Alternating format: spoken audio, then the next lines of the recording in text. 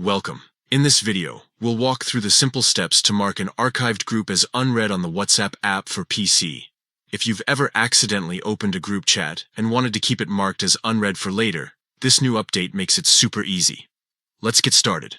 First, open up the WhatsApp application on your computer. Once it's loaded, take a look at the left side of the screen. Here, you'll find the navigation panel with all your conversations. At the bottom of this panel, you'll see the archived section.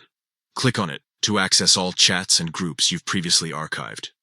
Inside the archived section, scroll through the list until you find the specific group you want to mark as unread. Take your time if you have several archived conversations stored here.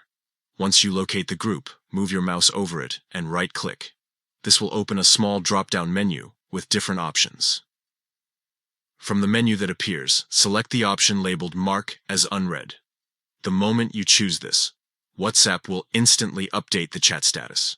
A small green dot will now appear next to the group conversation, showing that it's marked as unread.